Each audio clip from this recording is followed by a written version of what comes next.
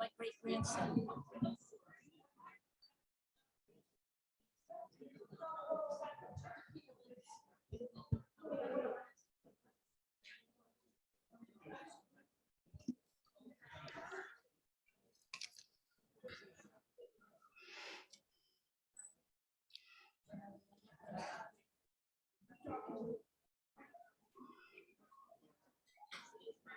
Let me get these people over here. Oh, they're coming. Okay. I see you. Are you walking? Are you walking? No, you're standing at the microphone. Oh, you see me? I do. I see the red curtain. Very beautiful, beautiful room. Yeah. Something I'm trying to get straightened up. Go away. Go away.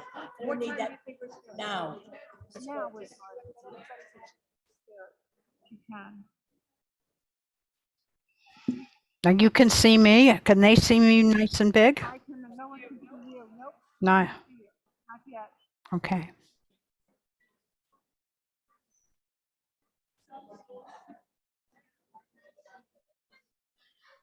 Yeah, there's about 40 people here. Very nice. Yeah.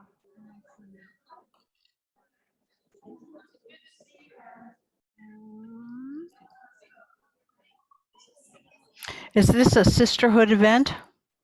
This is a sisterhood event. Yeah. Very nice.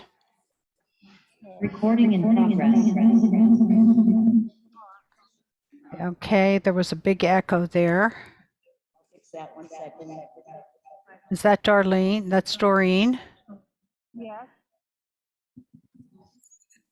I think Doreen, I have a very bad echo. There must be another device on.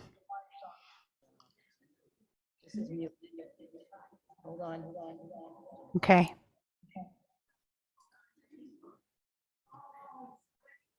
How about now?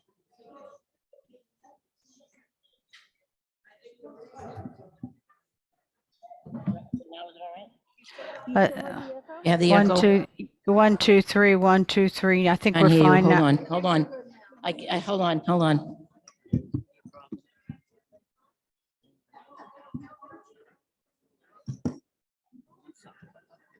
By the way, Miss, you should be calling me on WhatsApp. How about now? Oh, I have Skype out. I have my free Skype out, so it's okay. Yeah. Was worried. No, WhatsApp doesn't work so well here in Southern Italy. Yeah. Well, I think too it's my phone. It's so old. Oh, wait, another bad echo again. There we go. Go ahead, Rabbi. 1 2 3 1 2 3. You sound great here. Yeah, well, I'm here. It's been coming and going. Is there a lot of talking in the room right now? There's a lot of talking. Okay. Yeah. Okay. It's hard to shut up. No, that's okay. It's okay. 1 second. And I think probably it'll also be better for you once I hang up the phone with you. I think you're hearing from there too. Yeah, that could be it because it's when there are two devices opened. Yeah.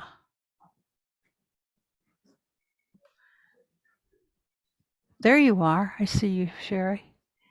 You see me? I do. I can't get this to run. It's so weird. Everything was so perfect on Friday when you started. I don't want to run that. Oh, I have faith in Doreen. I have faith in Doreen as well. Doreen never lets us down. She can't. She's the only one who knows what the heck she's doing around here. I've learned a lot in these almost 3 years of COVID. On the computer, you mean? on Zoom and Right. yeah, a lot. Technology. Yeah, technology is wonderful when it works. And then you know what you're doing.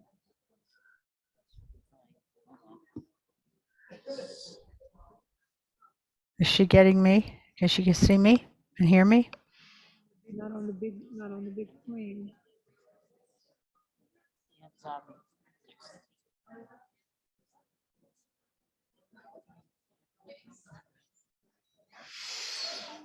It's, not letting me do it.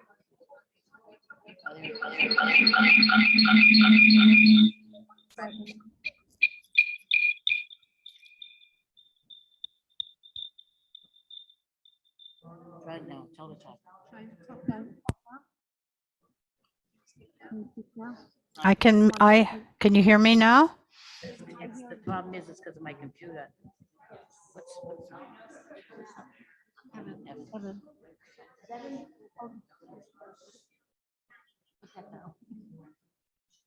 Hold on. We gotta wait around. It's getting the echo from the computer because you can't get the sound from the TV. Okay. Let's try this one. Hold on. One vote should be muted, if not both. I can't. I muted this one, which we were on, and you can't hear it. This doesn't. We try to mute that one. Do it in the other room. All right. Hi, Evan.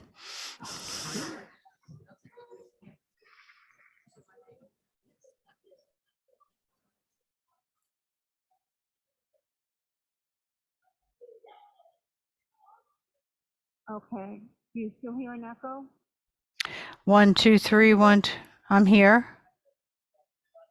Okay. Gotta get some volume.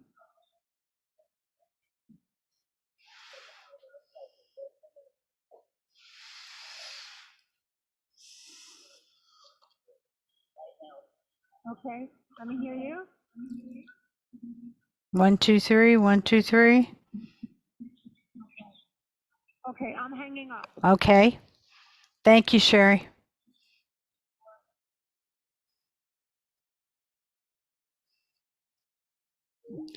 Oops.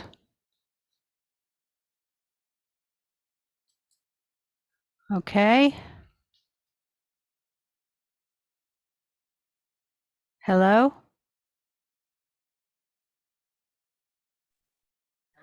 Can you hear me now? I can. Okay, good. Okay, so I think everybody here, hopefully, oh, there's an echo. Yeah. Yeah. So what do I do? What- And hold it further away from you. Okay, mute. How do I mute it? Is that this? Should be.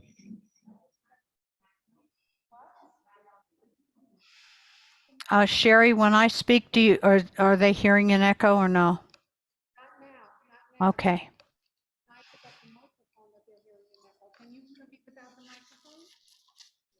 Yes, you can.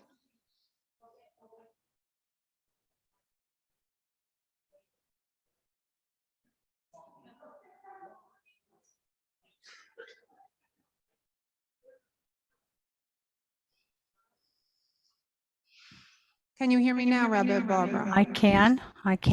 Can you hear me? Yes. Okay. Anyway, this is Rabbi Barbara, and she's going to have what? The mic. Then she hears an echo. I think.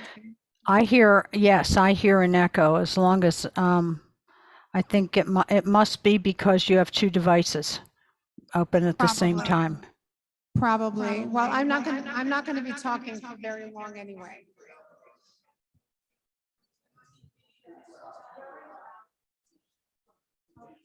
Okay.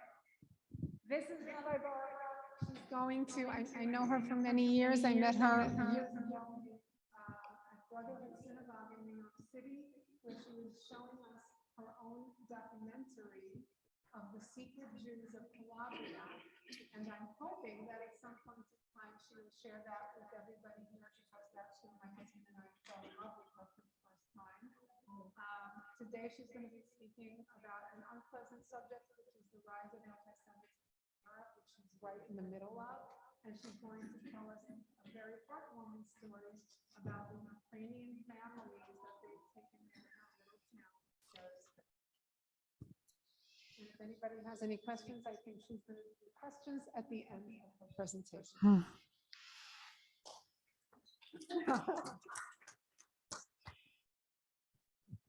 Are we ready?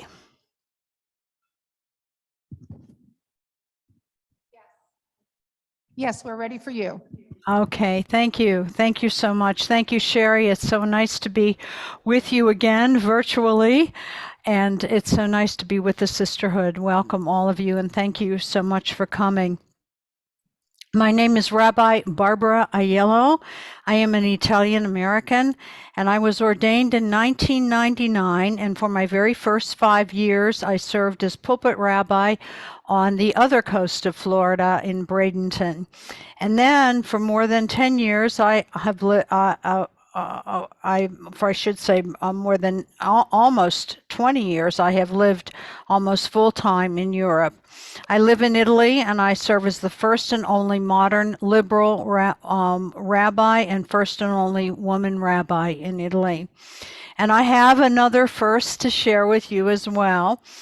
My family, I'm the very first in my family to be born in the United States, and for that I am truly grateful. My father was an Italian national who served in World War II with the American Army Intelligence. He landed with the soldiers at Normandy and was head of a secret radio operation to coordinate communications among the Jewish resistance in France, Belgium, Poland, and Italy. And I think we've got a picture of my dad here. 1 second. There he is. That's Antonio Abramo Aiello.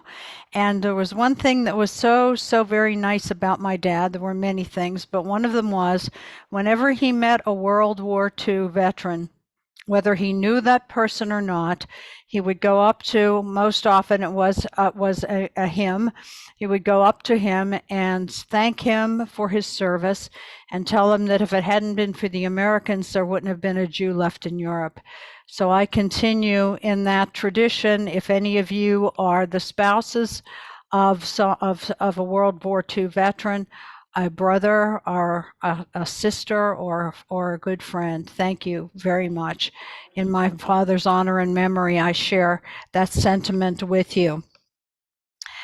When the Italian partisans were in the lead in the forests of Poland, they led a small group of American GIs, and my father was one of the liberators of the Buchenwald camp, and we have a photo of that very iconic photo of the camp right there.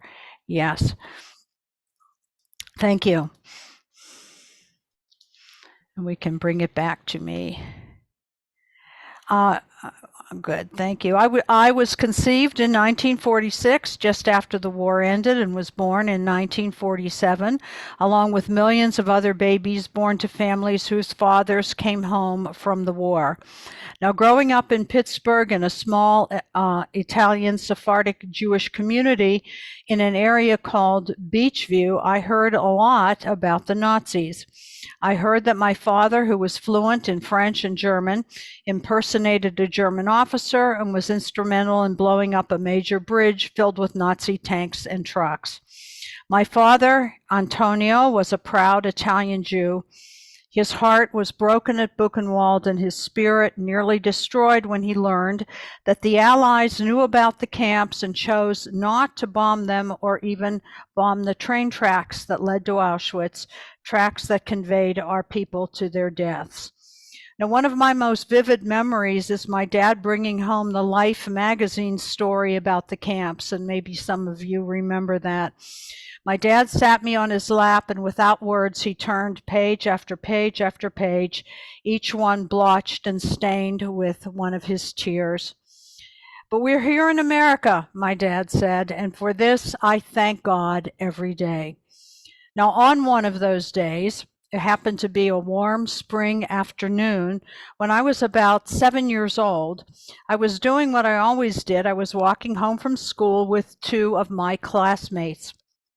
But this day was different. As we approached a wall, several boys stood on the wall above us, holding rocks in their hands. It was almost Good Friday, and as the boys began to shout, "Hey, you Jew girl! Hey, you Jew girl! You Jews killed Jesus," my girlfriends ran off. The boys jumped down off the wall and they began to pelt me with rocks, all the while continuing to scream how the Jews killed their God. I ran home in tears and I confronted my father. I said, "Daddy, you told me that you killed Nazis with bombs and guns, but you never told me you killed Jesus. How did you do that?" My father was astounded. He wiped my face, he dabbed some cool water on my scrapes, and he said, "Carissima figlia mia, my dearest daughter, I hate to say this to you, but you must always remember one thing.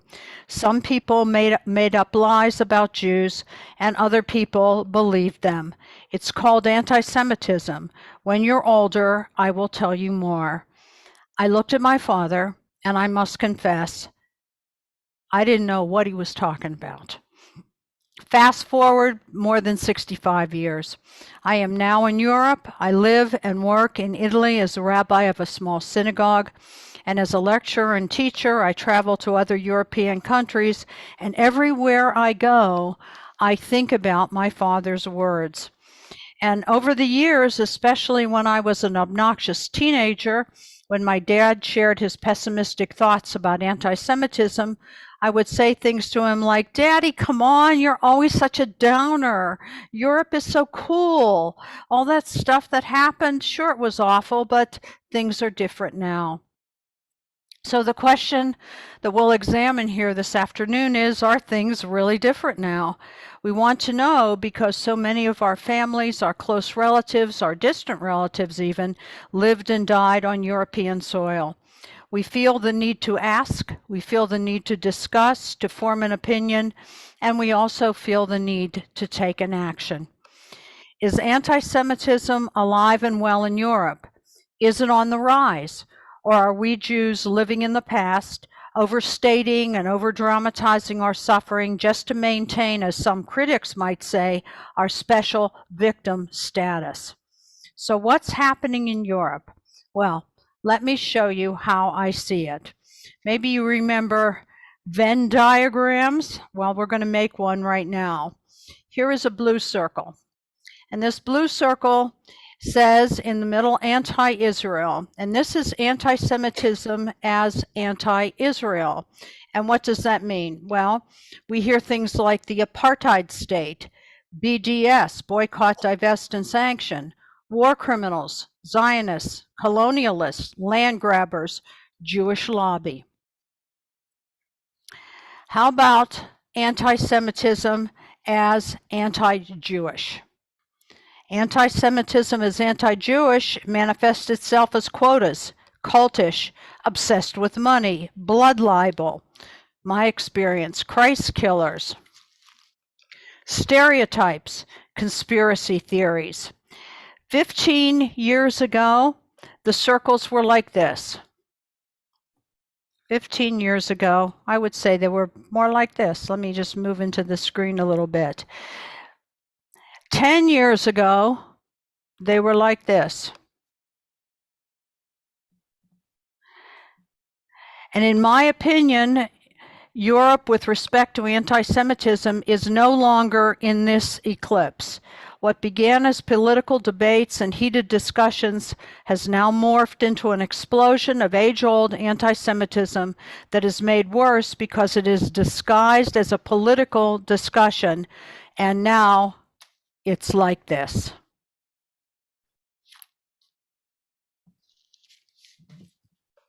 Let me share some of my experiences with you.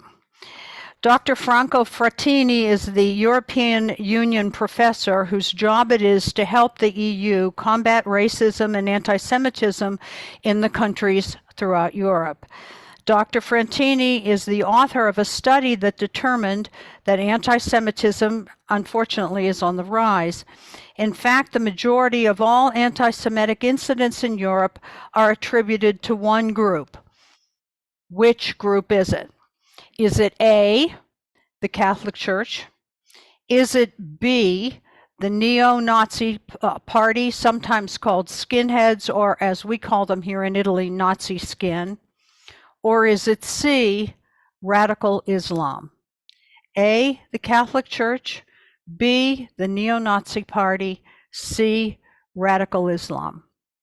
Hold that thought.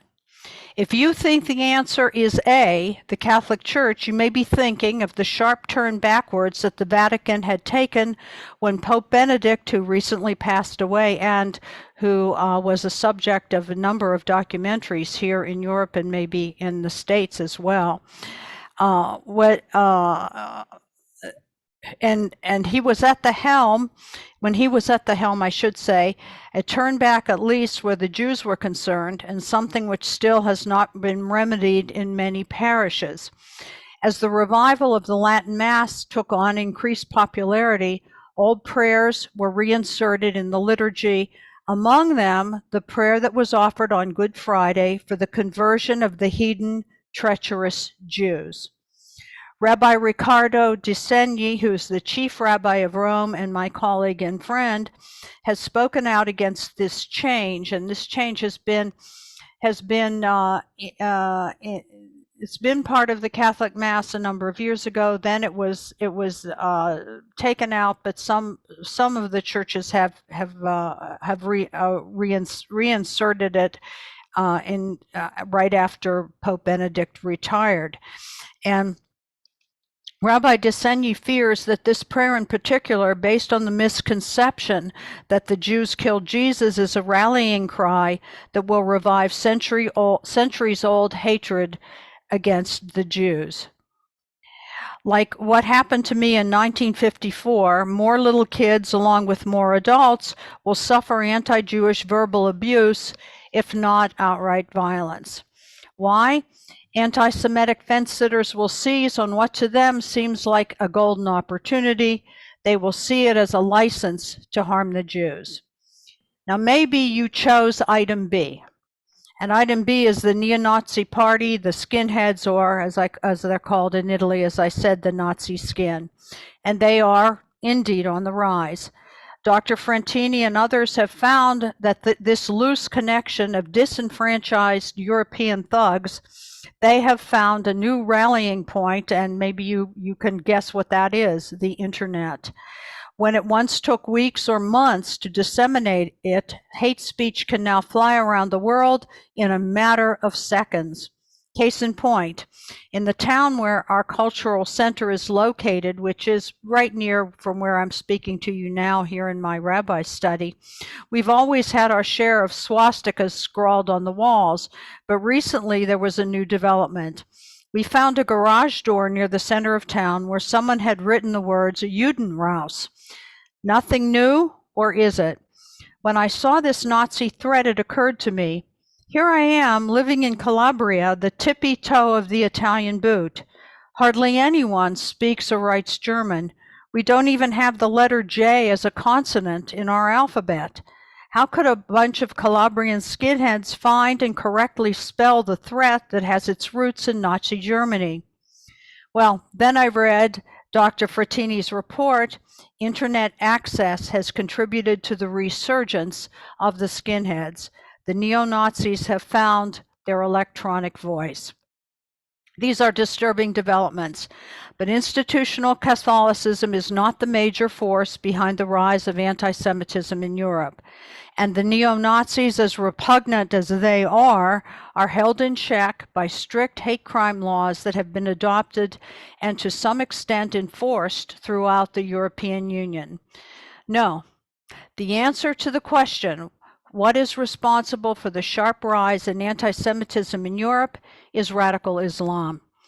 Dr. Frattini's research determined that in a recent 10-year period, more than 50% of the anti-Semitic incidents on the European continent are attributed to the rise of radical Islam, born and bred in the parallel Muslim societies that are found in every major European city. Unlike past years, Frattini found that Muslim extremists who have been radicalized are responsible for fully half of the documented anti-Semitic incidents on the European continent. Now, two other researchers from Yale also corroborated this, Drs. Edward Kaplan and Charles Small. They examined the view of 5,004 Europeans, or roughly 500 people from each of 10 European countries. And the countries that they studied were Austria, Belgium, Denmark, France, Germany, Italy, the Netherlands, Spain, Switzerland, and the UK. Kaplan and Small used a control group of European Christians and compared Christian attitudes to those of European Muslims. This is what they found. European Muslims were 800% more likely to be overtly anti-Semitic. And why? Because unlike other immigrants who settled in Europe, Muslims generally form parallel societies that often include separate neighborhoods and separate patterns of living. Because so many Muslims are not permitted to mix in with their fellow citizens, they stand grounded in their old country attitudes. And I'd like to share an example with you. My experience is with a very curious and intelligent little girl from a Muslim family. Her name is Fatima. Let's take a look at Fatima. There she is. Isn't she darling? For several summers, the parish priest of my village and I have organized an outdoor Italian literacy program that we call Sidewalk Summer School. We set up child-sized tables and chairs in the local pedestrian mall, and we collect used children's books in Italian. Young children like Fatima from immigrant families from India, China, Egypt, Morocco, Eritrea, who are learning Italian can join in with us at the Sidewalk Summer School. We read the books together, and when a child has read 5 books, we have a little punch card with their name on it, and we punch a hole, and when they get to 5, they can choose a book to take home. And for 2 years, Fatima was our very best customer. She loved to read. She was motivated to learn as many Italian words as she could. And that was until one summer a year ago. And we can come back to me now. That's when I saw Fatima again on the first day of Sidewalk Summer School. I waved to her, I called to her, but she shook her head, she turned, and she ran until she could finally duck into a doorway. Later, as the priest and I tidied up, Fatima crept over to us and we were thrilled. Fatima we're so happy to have you back with us. But with tears streaming, she shook her head. No, she said, non è possibile. It's no longer possible. My father won't let me come anymore. He says no because you are a Jew. Later on, when I saw Fatima's mother, well, if Fatima had not been with her mother, I would not have recognized her at all. And that's because Fatima's mother was covered head to toe with a heavy black burqa, when last year she was dressed appropriately for our hot Italian climate in a cotton skirt and a blouse. What happened? I had heard the new imam in town was very strict and inflexible. He decreed that women could not leave the house without a male companion and that children could not participate in school-related arts or sports activities, illustrating the researcher's point. Because so many Muslims are not permitted to mix in with their fellow citizens, they stay grounded in their old country attitudes. The media has not helped things either. The mainstream press in Europe, especially the BBC and cable Sky News, continues to bash Israel at every turn with pointed criticism that fuels and occasionally even justifies anti-Semitic behavior. At this point, some of you might be thinking, Rabbi, this is all so extreme. You haven't said a word about the moderate Muslims. What about them? I'm proud to say that one of the leading voices in Muslim moderation is a fellow Italian. His name is Magdi Alam. He is Egyptian born, and now he is an Italian journalist who nearly every day puts his life on the line defending Israel's right to exist. Magdi Alam wrote a book recently with the title that alone is enough to endanger his life. The title is Long Live Israel, From the Ideology of Death to the Civilization of Life. This is my story. Mr. Alam continues to defend Israel, even though Hamas has publicly condemned him to death. Why? Because, as Alam wrote, what you are about to read is a declaration of faith in the sanctity of life for every human being. Viva Israel is a song of praise to Israel's life. Alam is trying to convince Italians that the culture of hatred and death that is often attributed to Muslims is not a tenet of Islamic faith, nor is it embedded in Islam's DNA.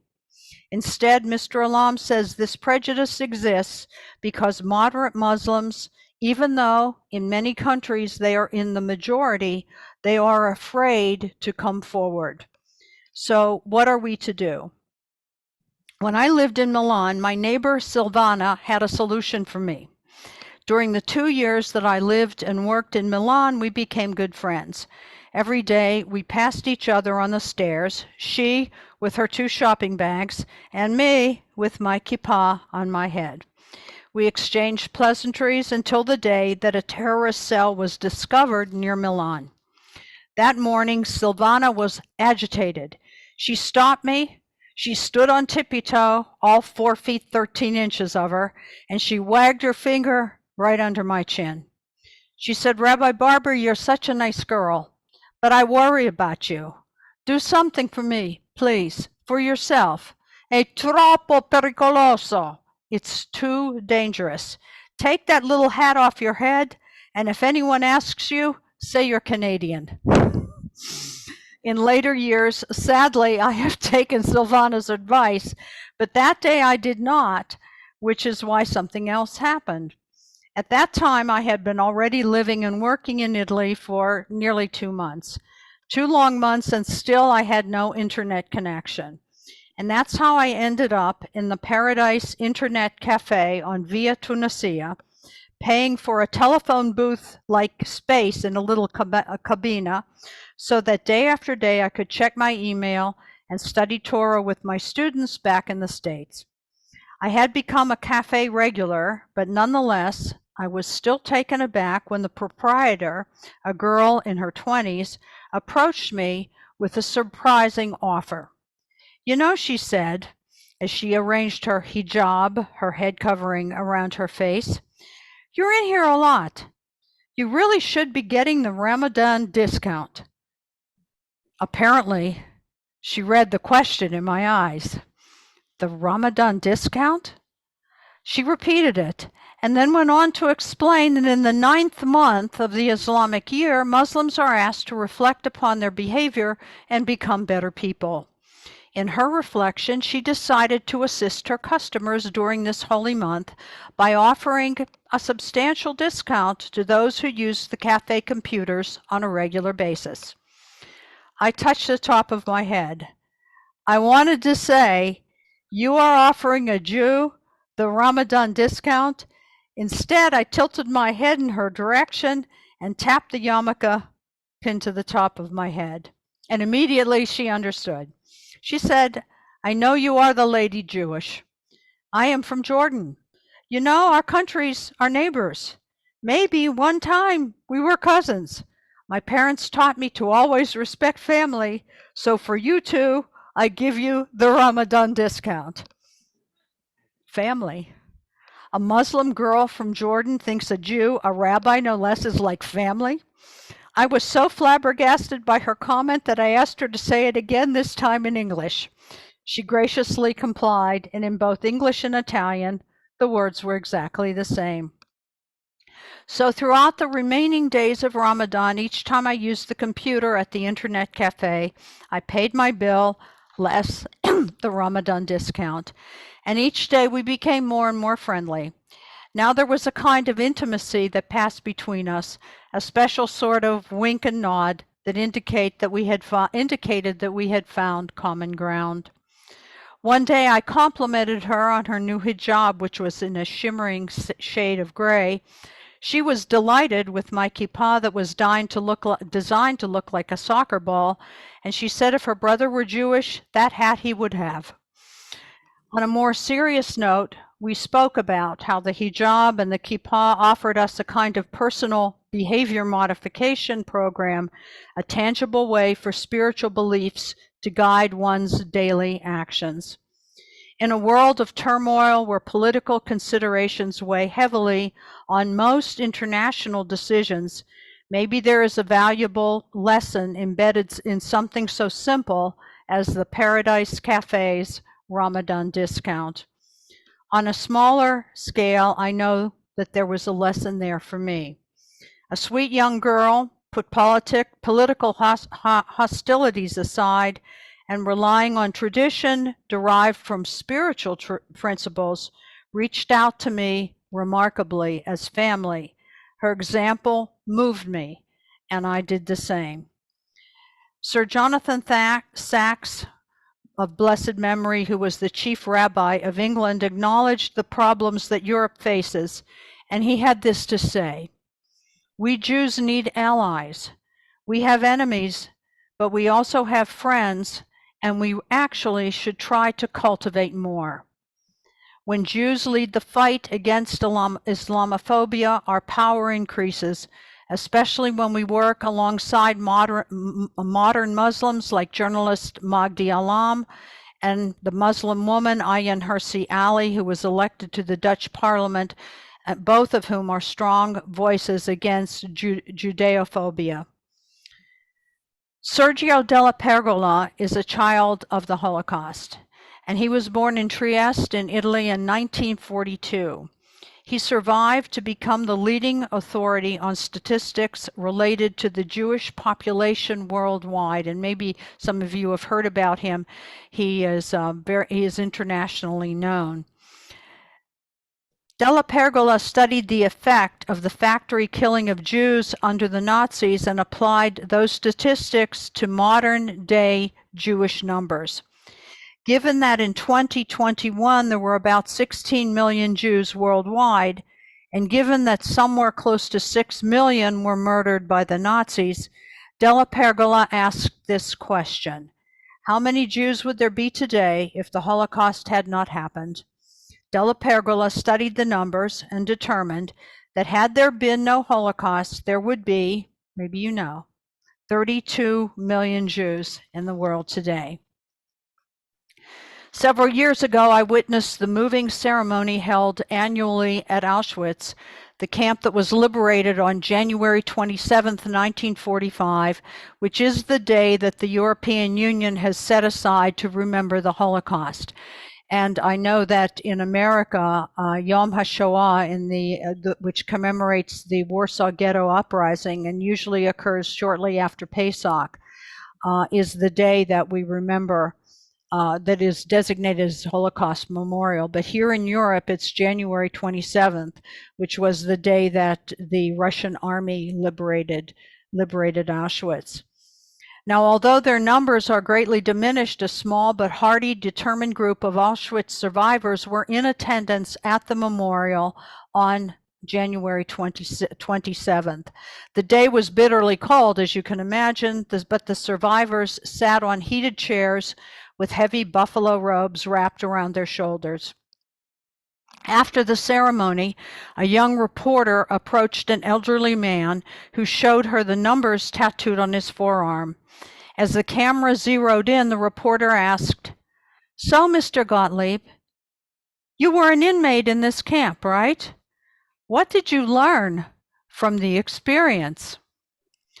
Mr. Gottlieb looked up at the girl, and with his mittened hand, he drew her microphone right up to his face. He said, "What did I learn?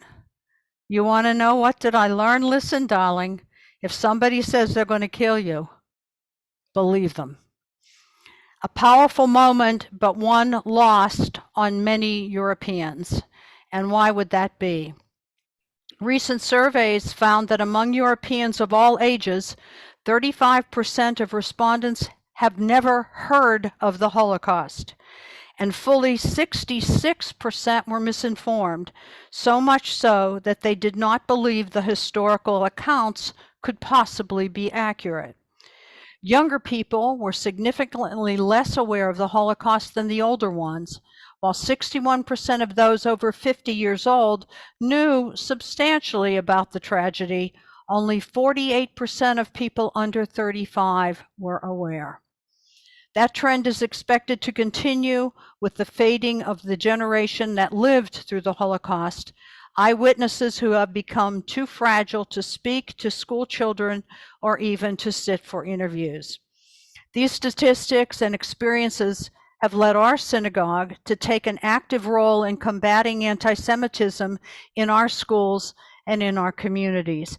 And so now I'm going to share with you a little bit about what we're doing to deal with what I believe is a really, really important area of education and a growing problem. Let's look at photo 4.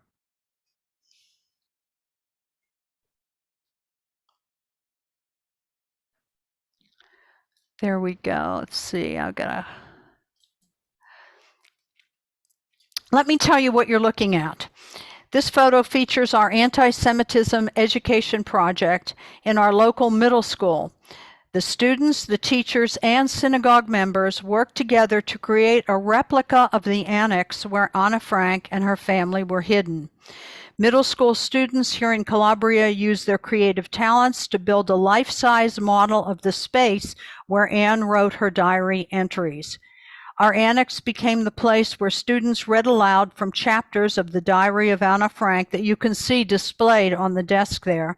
They also sat at Anne's desk to record their impressions of anti-Semitism, brought to life by Anne's life in hiding. Marissa, who's 11 years old, wrote on the pad that you see in front of you, on the desk in front of where the student would be sitting. She writes, "In the class we made the annex where Anna Frank hid with her family. When I sat at the desk that all of us made, a desk that looked just like Anna's desk, and then when I read from her diary, I felt like I understood what was happening to her because of hate for the Jews."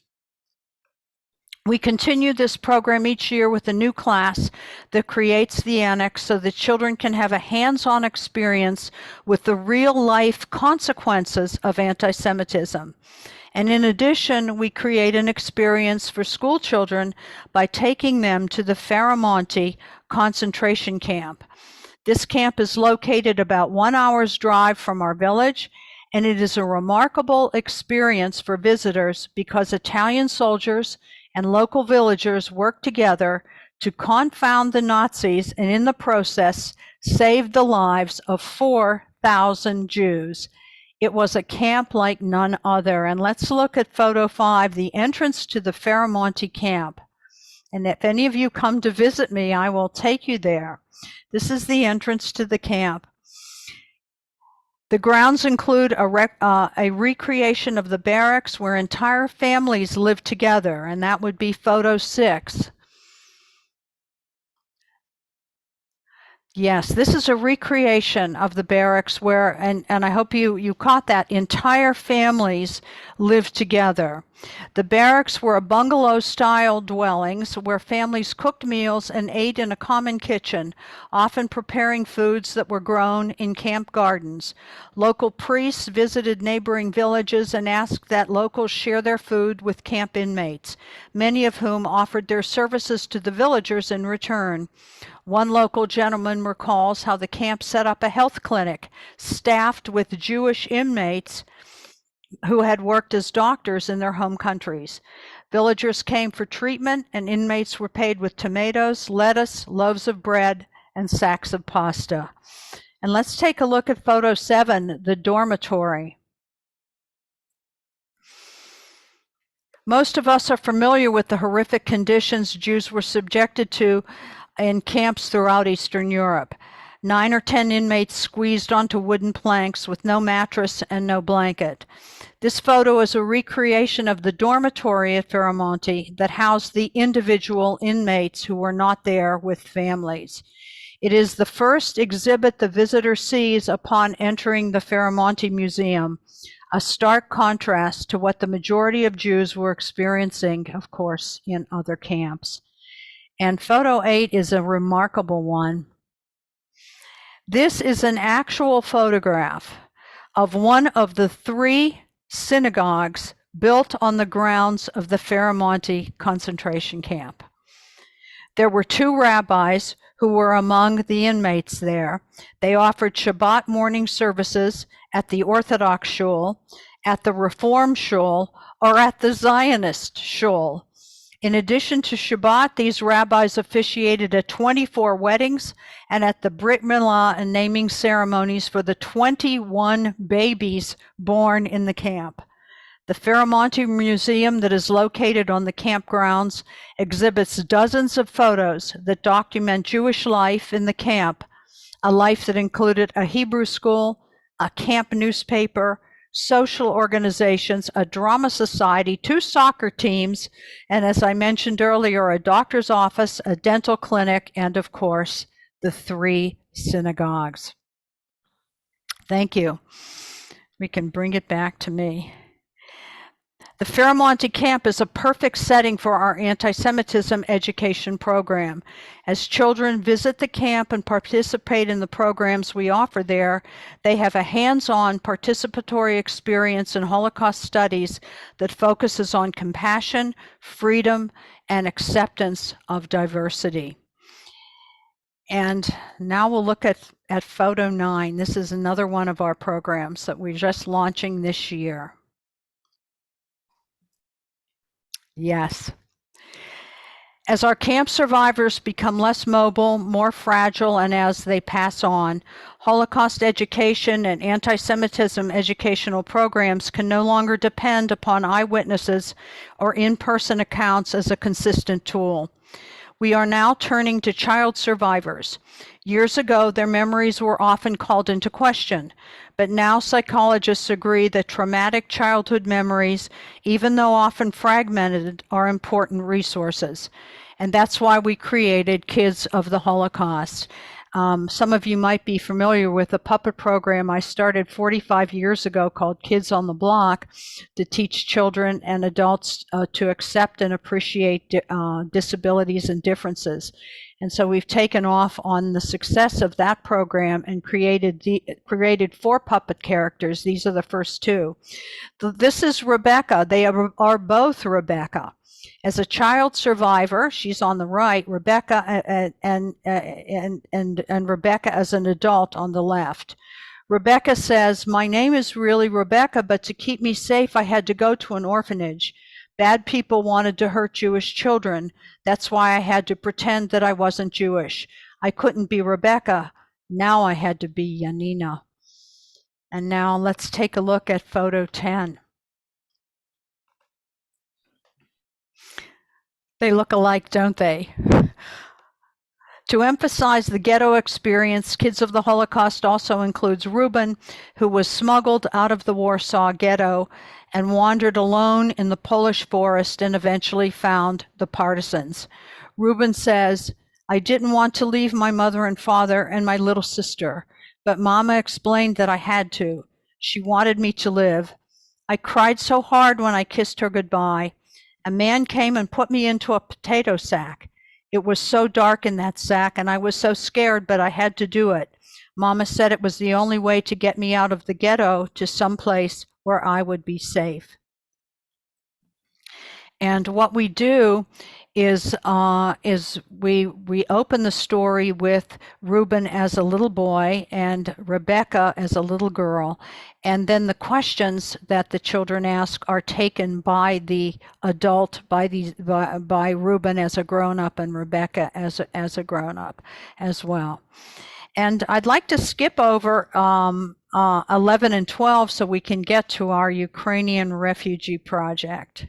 Yeah, there we go. Yeah, and as Sherry mentioned earlier, we brought five families, five Ukrainian mothers, and 9 of their children to our village. We raised the funds, set a budget, and made it an economic advantage for our village to have these wonderful families with us. And I'll tell you a little bit about it. We called our project In Esther's Name. It is a name that we chose to emphasize how important it is to take a stand for our Jewish values. And like Esther, we wanted to remind everyone, including ourselves, that one person can make a difference. We raised funds to bring 5 mothers and their 9 children to our village, and we organized it so it would not be a burden, but an economic benefit to our community. And I want you to take a good look at that stove and the wood. When our first 2 mothers, Olena and Hannah, came to us along with their children, Miroslav, Ula, and Miroslava, they told us how they fled to the forest after their apartment building was destroyed in the initial bombing of Kyiv. Hannah says, "We walked and walked until we found a shed. We were so cold and hungry, and the children were exhausted. In the shed, we found an ancient stove." That's what you're looking at. "So we left the children in the shed and we went out to search for wood. We found some cut logs and we huddled around the stove to try to stay warm.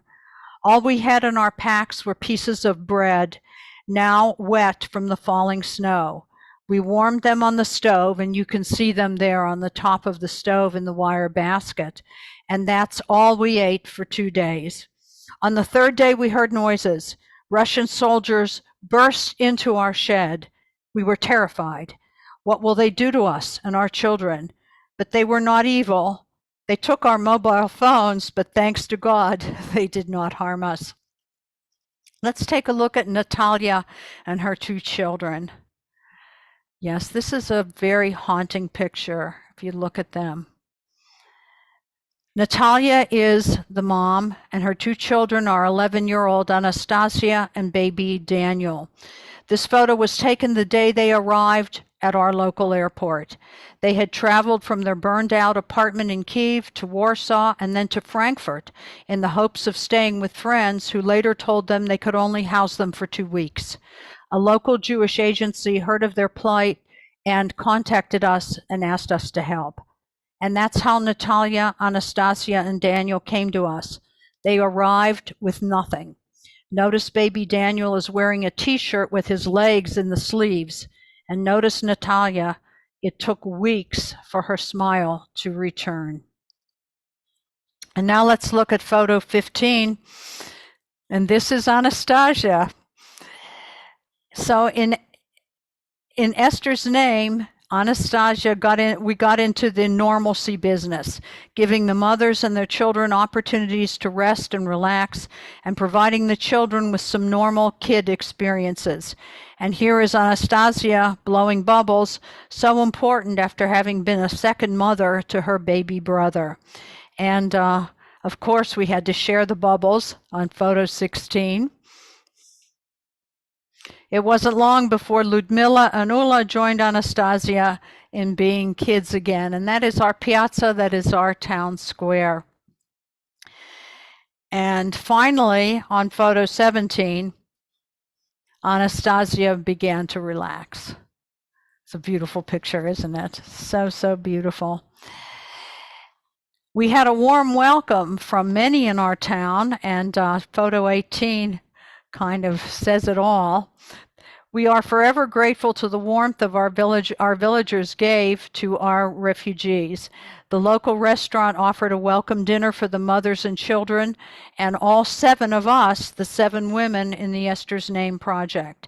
The funds we raised were used to compensate our local residents for their homes, food, clothing, toys and games, transportation, and Italian language lessons that those funds provided.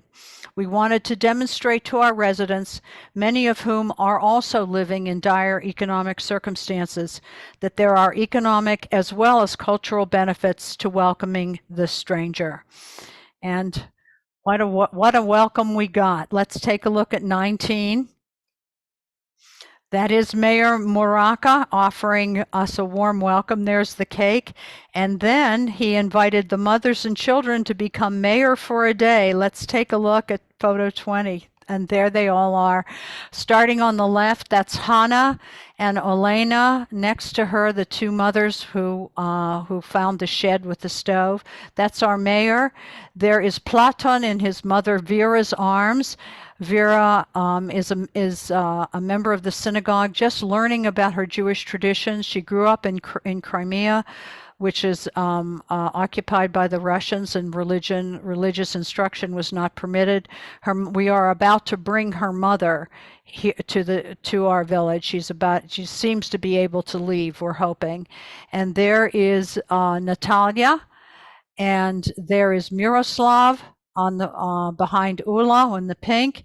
That is Miroslava, Anastasia, and one mom and the Katerina and three other children were getting their documents done in another room, in another room of City Hall.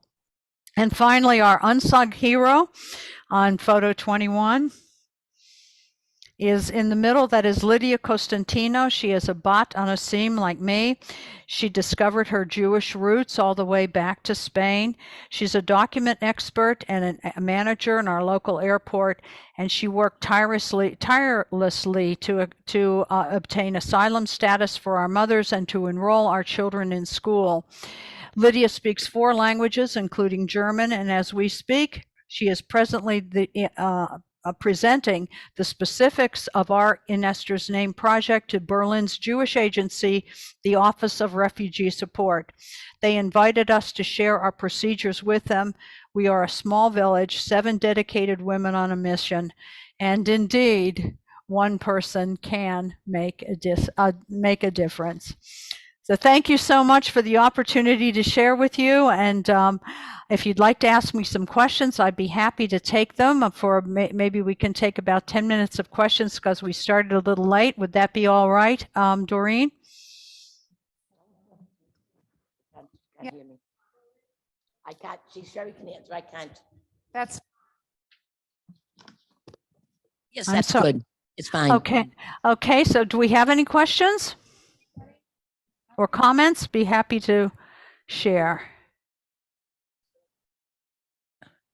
The mic is not on, Sherry. 7 people, you said? Do you have any additional that are able to come in from minions, or how do you do that? Are you talking about our synagogue? Yes. We have 82 members in our synagogue. But it is a deceptive number because some come from as far north as Naples, as Napoli, and as far south as the island of Sicily. And of the Ukrainian women, the mothers that you saw, of the 5 families, 3 of them were Jewish. And they, of course, now it's expanded our Sunday school and our membership, which is so nice.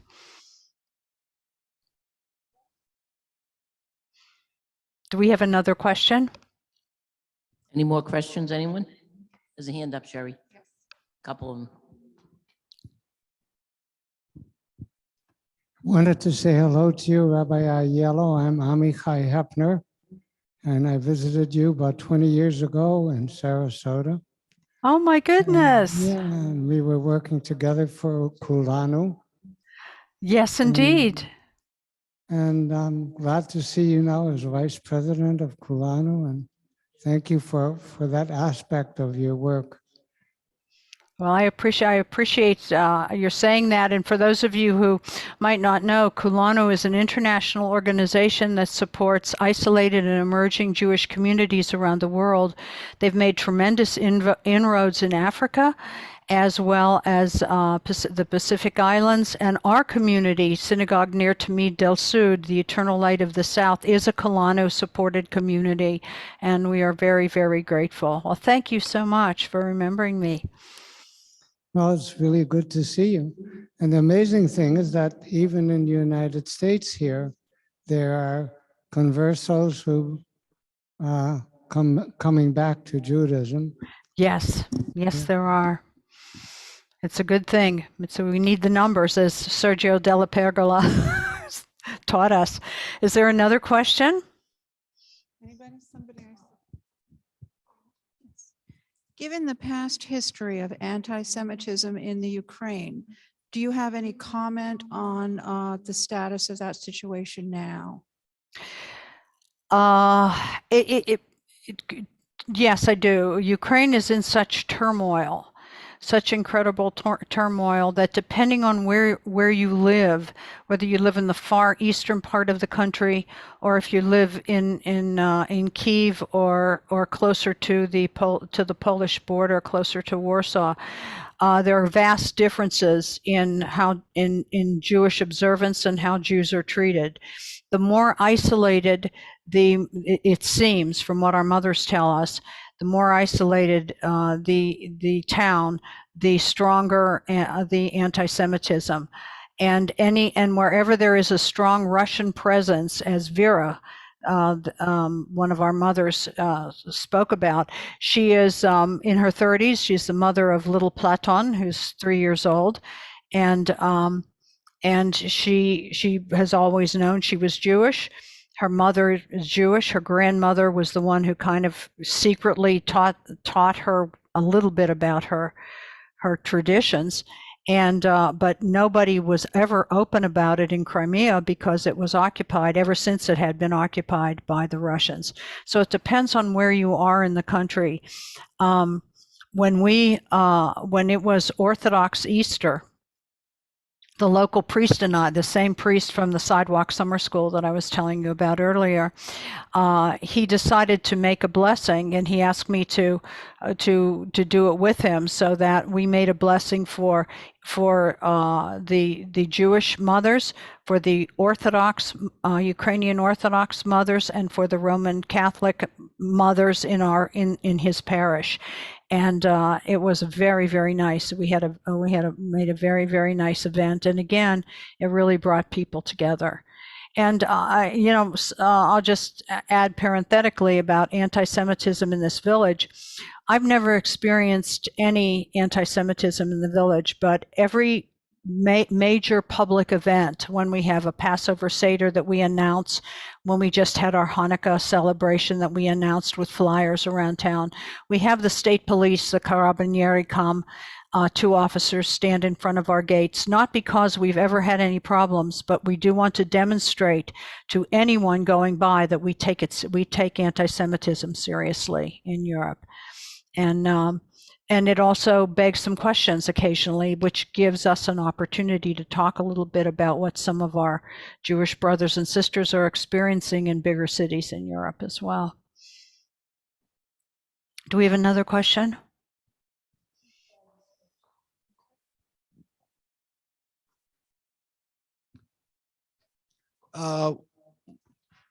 What actions does the nation of Italy take to combat anti-Semitism? Well, there are a couple of things, and the one thing are the hate crime laws, which are part of the jurisprudence of all of the Schengen countries, all of the original European Union countries. However, they are most stringently enforced in Germany and Italy, and for obvious reasons. The blood on their hands for what happened in both those countries to the Jews. Also, in Italy, the protection of the synagogues and Hebrew schools is all done by and funded by the Italian government. And just as we had 2 state police carabinieri in front of our gates for Hanukkah and for any event, anytime I call them, as a matter of fact, they come. That Italian Jews are really fortunate because we do not have to use our program budget money to fund security. It is provided by the Italian army. Shelley?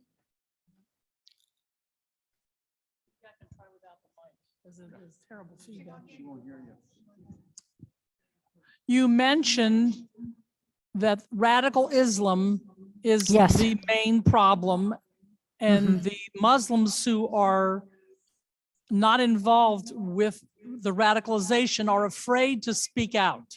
Yes, yes. Do you see any hope for them ever coming to the forefront to defend Jews or not allow the radicalism to flourish? Yes, I do. I do. And I think what's fueling it, what's creating the change is something similar that's happening in the United States, which is the rise of crime in general. And as there is more crime in the streets, there are more people speaking up and out against it, and they are finding a voice. They are finding their public voice, and there is tremendous initiative on the part of. We are only 6 non-Orthodox synagogues in all of Italy. Our synagogue is the only standalone building. The other 5 are meeting rooms and multi-purpose centers around the country. And we're part of the World Union of Progressive Judaism. And there's a tremendous initiative on the part of modern liberal Judaism to reach out and to share the joys of Judaism. And not to focus only on the Holocaust, I January 27th is coming up here in a couple of Fridays, and I have 20 requests to speak in schools, and I've tried to make clear, because I can only go to one on that day, that I'm happy to come at other days and other times, other months of the year, to talk about what it means to be Jewish and to share a little bit about the beauty of our religion. I think that is very, very important, because what most people know in Italy, if you were to say, what do you know about Judaism, they would say the Holocaust. As a matter of fact, when I told you about the Ferramonte concentration camp, there are many Italians that have no idea that it existed, and that local villagers and Italian soldiers saved 4,000 Jews. And so we try to tell that story, and we bring school children to the museum there for our programs. So we do lots and lots of outreach, and I think it's going to make a difference. But we, especially with the Muslim population in the big town that's near us, about 25 kilometers away, where the sidewalk school, summer school was held, and where we met Fatima. And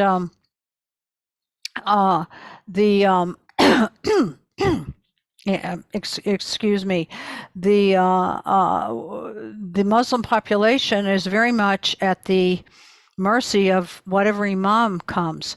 If the imam before the current one was very open-minded, and this one is not. And when I saw Fatima's mother, as I said in my presentation, if she hadn't been with her little girl, whom I knew well, I would never have recognized her, because she was completely covered. And I think what really set us back some is when the imam refused to allow the children to participate in any after-school activities. And so the opportunity for socialization, getting to know one another, does not exist as it did before. But I think it's changing. And also more and more Muslims are becoming educated. There was a time when the schools that were set up, the madras schools that were set up by the mosques, were permitted, and now they're not. They can be an after-school program, like a Hebrew school program, for example, but they cannot be the sole educational opportunity for Muslim kids, because all they were doing was memorizing the Quran, and they were not getting an education. So now they're in the public schools, as are the Jewish kids. And interestingly enough, here in Calabria, kids go to school on Saturday, and the Muslim and the Jewish kids are permitted they're exempt from coming, but they want to go to school. They don't want to miss four days of school every month. So it's quite a challenge.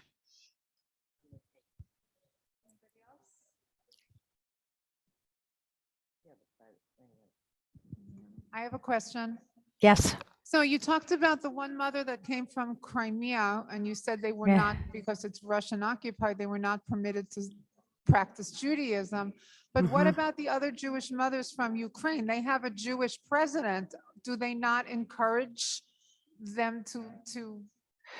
The bigger cities, they do, the bigger cities, but the smaller towns and the more isolated areas, the mountainous areas, with these, isolated villages, uh, not so much. And there's a lot of fear, uh, um, here in my village, which was organized by 5 Jewish families running from a persecution in a little village called Shiliano, about 20 kilometers away.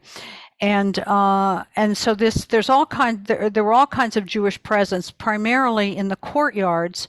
When you open the door that from the street into a courtyard, generally that's how homes are configured in Italy, especially in ancient towns. And then the houses, the actual doors into the individual homes radiate off the courtyard. And in the courtyard, often there were big ceramic tile Magen David, Stars of David.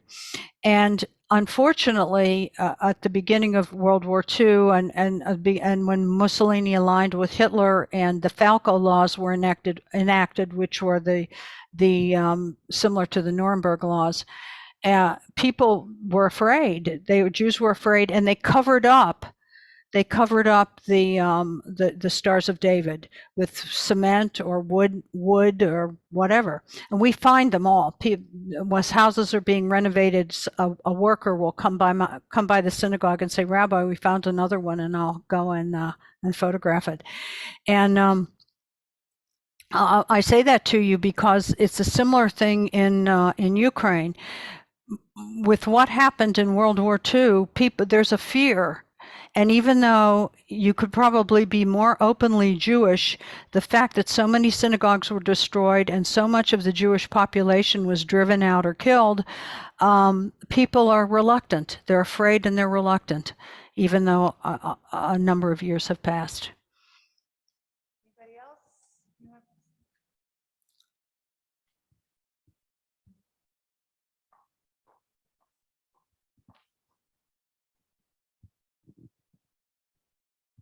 In light of the neo-Nazi fascist elections in many countries of Europe, does this have your fellow Jews upset or acting in any covert ways? The interesting thing about the neo-Nazi parties in a parliamentary government is very interesting because our government is similar to Israel, with where a president doesn't win the election, but the party wins, and then they have to put together a coalition. In Italy, there are 26 different political parties, and among them are the neo-Nazis, and they are minuscule number of party members. That's not to say that there are not sympathizers, around, but in terms of the politics, they're an infinitesimally small number compared to the party that's in power right now, center-right party that just Giorgia Meloni just heads as prime minister. And the feeling in Italy has been, as long as they are registered parties, they are kept an eye on. They are monitored by the government. They're monitored by the military. Their rallies are, which are, like 20 and 30 people, are under the watchful eye of the of law enforcement. And the feeling is that you can keep an eye on them if you acknowledge them. Now, that may, that there's varying opinions on that, but and so it's always disconcerting to me always disconcerting to see a poster with a swastika. It just it gives me chills. But we know where they are, so there is that advantage as well. The current party in power with Giorgia Meloni, as I said, as the prime minister, a lot of people around Italy called me and wrote me and said, "What do you think? Is this a step back? Whatever?" And I said, the important thing is to watch her behavior, not what she says, but what she does. And her speech at the first night of Hanukkah in the lighting of the Hanukkah in the piazza in Rome, where a number of rabbis, including Rabbi Disegni, the chief rabbi of Rome, was there as well, was impressive. But I reserve judgment because it's what you do, not as the Torah teaches us. The Torah teaches us that it is behavior, not words, that is important. Do we have another question? We do. In responding to what you said about new efforts to teach about the Holocaust, we're just now starting a film project, a full motion picture to bring the Holocaust and the remembrance of it to the present age. So I'm starting to raise funds for this movie, and I think it's going to be a great success because good.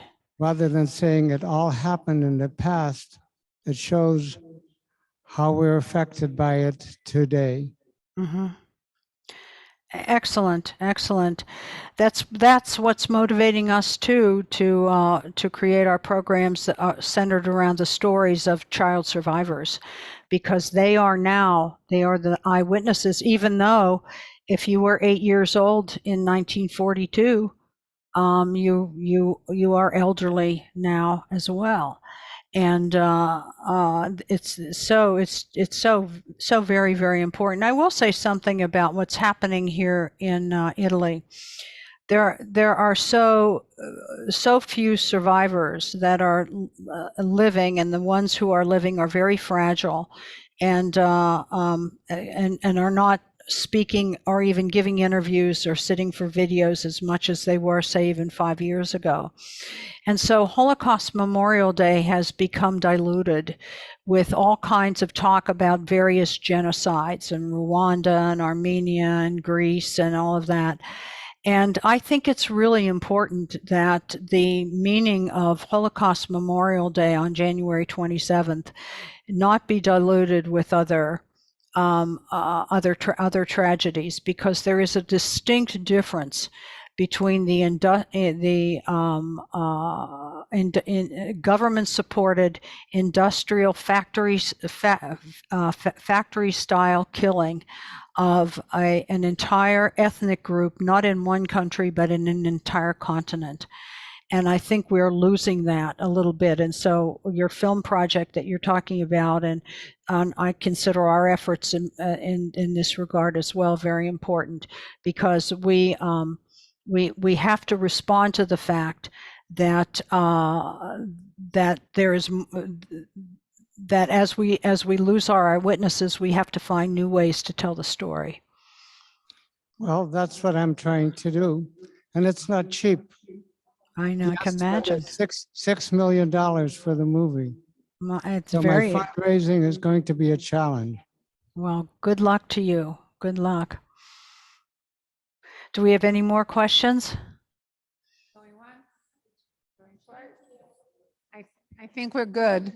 Okay, well, I thank you so much for the opportunity to speak to you today, this evening here. It's it's about 9:20 here, and I thank you for inviting me and for giving me the opportunity to tell my story. And it has indeed been an honor for me to be in your presence today. Thank you. And we feel the same way. Thank you. Thank you. You might want to put up on the screen my email, which is rabbi@rabbibarbara.com. And if you would, you might be able to do that, Doreen, if anyone can see that. Or if you can just, if you want to go on the internet, rabbibarbara.com, or send me an email. Or if you ever come to Italy, we're only 3 hours by fast train south of Rome. So we'd be real happy to have you visit us as well. And once again, blessings to all of you. A happy 2023, good health and happiness. And your presence here today is a testament to the kinds of efforts that all of us need to make and need to consider as we combat anti-Semitism. So your being here today is indeed a step in the right direction, and I'm very grateful. Thank you. Bye. Thank you.